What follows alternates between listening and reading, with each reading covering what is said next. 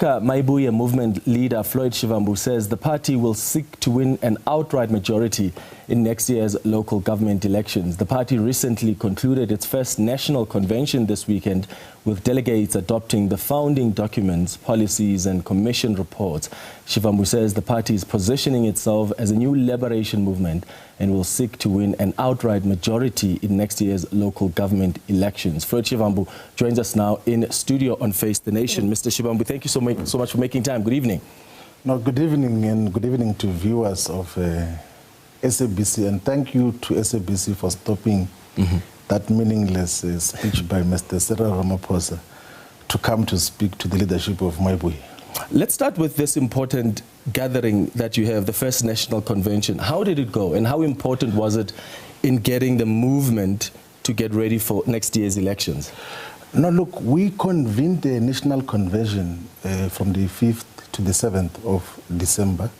So that was after the massive consultation process which began on the 19th of June this year to listen to the people of South Africa. And after the consultations, we had drafted the documents and listened to the mandate of the people to register a political party which exists as a movement and as part of the movement, the Afrika MAYIBUYE movement. And then we got to convene leadership structures from all the 205 sub-regions or municipalities of South Africa and from all the 53 districts of South Africa to then frame a common framework and policy posture of Afrika MAYIBUYE movement. So we had a very productive engagement where we got to affirm the Restoration Manifesto, which is our founding document, but also to adopt a constitution which is going to be the guiding document organizationally of the political party, but also to take a policy posture in terms of what are the issues that we should prioritize. And we had a very successful engagement. It was one of the most fulfilling and wide covering national conferences attended and anchored by traditional leaders and religious leaders and various other sectors, by the youth, by women's structure, by students, and everyone who got to participate. So we now have a fully fledged organization that exists in all corners of South Africa. And then, of course, we're going to ground it in all the voting districts. There's 23,219 VDs in South Africa. So we're going to launch VD-based branches in all the VDs, and then we'll get to work. And our branches are not just electoral instruments. Our branches become instruments for social transformation, for social assistance in our communities, for responding to some of the immediate challenges which our people are confronted with on a daily basis. That is why we do not narrowly align our composition of branches to the electoral demarcations that is done by the demarcation board. And that is why even in institutions and workplaces, we will permit for the existence of branches of Afrika MAYIBUYE movement so that it becomes a true national liberation movement, because South Africa doesn't have a liberation movement.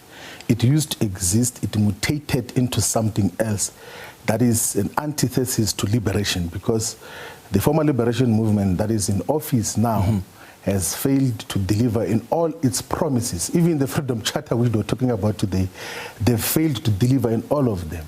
Because that Freedom Charter says that the mineral wealth beneath the soil, the banks and monopoly industries shall be transferred to the ownership of the people as a whole. And there is no such. It says the doors of learning and culture shall be opened for all. There is no such, because access to education is still prohibited by very high fees and unfavorable learning and teaching environments. That Freedom Charter says that there shall be security, comfort and houses for all. But we have got more than 15 million South Africans who still stay in peri-urban, unrecognized, the so-called informal settlements. So if you were to go in many parts of the periphery of all the cities, you still find the mushrooming of informal settlements.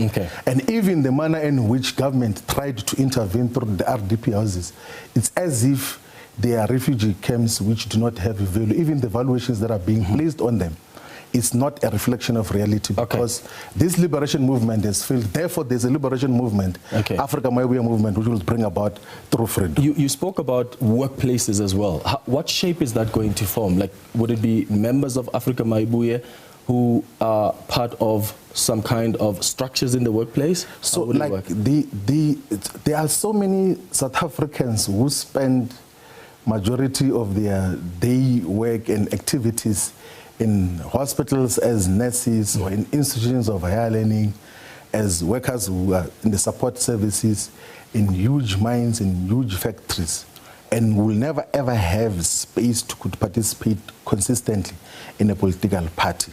So we're then going to constitute units of Afrika MAYIBUYE movement in the workplaces, which will of course speak about the politics of Afrika MAYIBUYE, to say that how do we support this, because there's always space.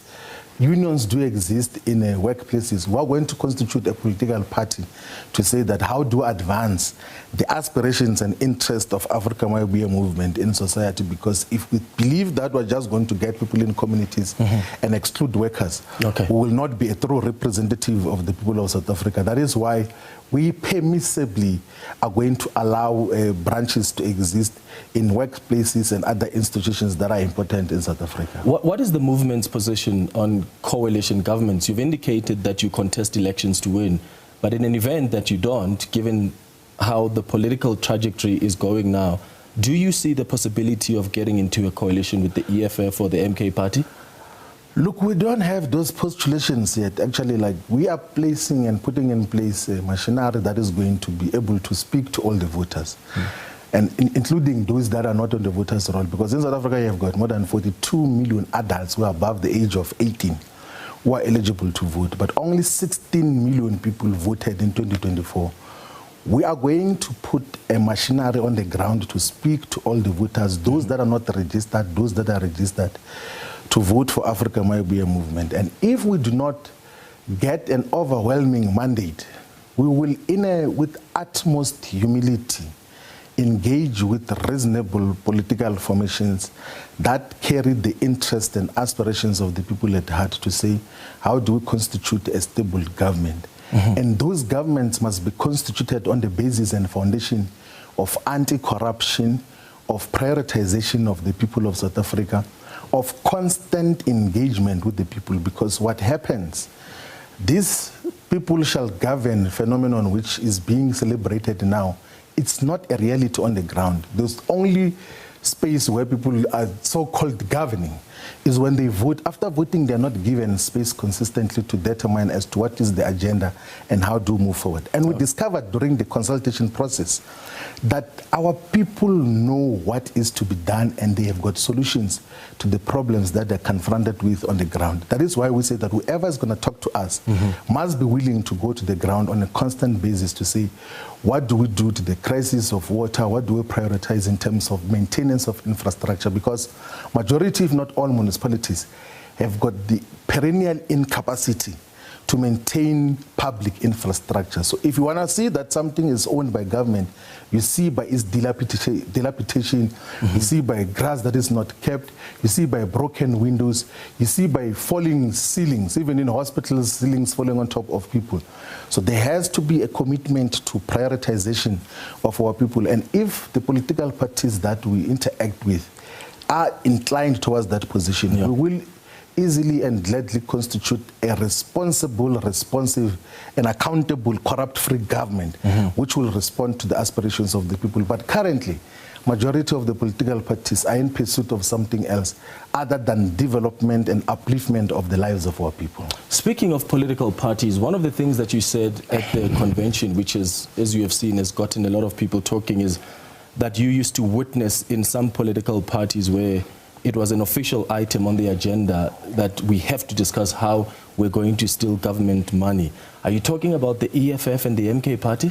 No, look, let me tell you something and have to clarify that much more firmly. Like, so the genesis of that remark and statement, which I said that all the existing political parties, I actually even emphasized the all, that literally all the political parties, they want to protect the tender system, because they view it as a basis to raise revenue for electoral purposes. All the political parties, literally all the political parties that are represented in parliament and they are in government. What do you have to say concerning what Floyd Shivambu said in this video?